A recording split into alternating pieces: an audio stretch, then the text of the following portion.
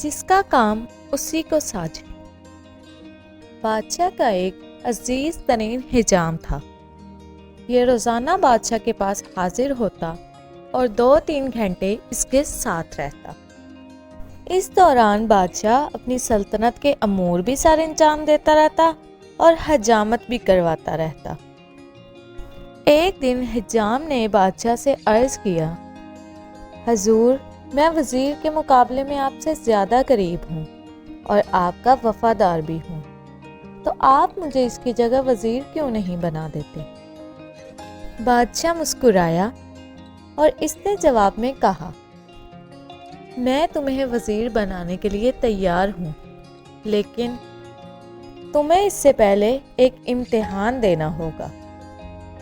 حجام نے سینے پر ہاتھ باندھ کر کہا، آپ حکم کیجئے بادشاہ سلامت۔ بادشاہ بولا، بندرگاہ پر ایک بحری جہاز آیا ہے، مجھے اس کے بارے میں معلومات لا کر دو۔ حجام حکم کی تعمیل کرتے ہوئے دوڑ کر بندرگاہ پر گیا اور واپس آ کر بولا، جی بادشاہ سلامت، جہاز وہاں کھڑا ہے۔ بادشاہ نے پوچھا، یہ جہاز کب آیا؟ حجام دوبارہ سمندر کی طرف بھاگا، واپس آیا اور بتایا، 2 دن پہلے آیا۔ بادشاہ نے کہا، یہ بتاؤ یہ جہاز کہاں سے آیا؟ حجام تیسری بار سمندر کی طرف بھاگا، واپس آیا تو بادشاہ نے پوچھا، جہاز پر کیا لدا ہے؟ حجام چوتھی بار سمندر کی طرف بھاگ کھڑا ہوا۔ مختصر یہ کہ حجام شام تک سمندر اور محل کے چکر لگا لگا کر تھک گیا تھا۔ اس کے بعد بادشاہ نے وزیر کو بلوایا اور اس سے پوچھا، کیا سمندر پر کوئی جہاز کھڑا ہے؟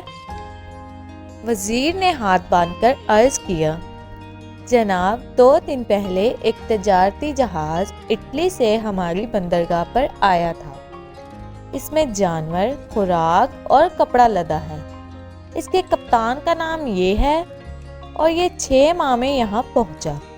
یہ 4 دن مزید یہاں ٹھہرے گا، یہاں سے ایران جائے گا اور وہاں 1 ماہ رکے گا۔ اس میں 900 لوگ سوار ہیں اور میرا مشورہ ہے کہ ہمیں بحری جہازوں پر ٹیکس بڑھا دینا چاہیے۔ بادشاہ نے یہ سن کر حجام کی طرف دیکھا۔ حجام نے چپ چاپ استرا اٹھایا اور عرض کیا، بادشاہ سلامت، کل میں چھوٹی رکھوں یا بڑی؟ تو پیارے بچوں، اس کہانی سے ہمیں یہ سبق ملتا ہے کہ ہمیشہ اپنے کام پر دھیان دینا چاہیے اور اسے محنت سے کرنا چاہیے، کیونکہ جس کا کام اسی کو ساجے۔ امید کرتی ہوں کہ آج کی کہانی آپ کو اچھی لگی ہوگی۔ پھر ملیں گے۔ اللہ حافظ۔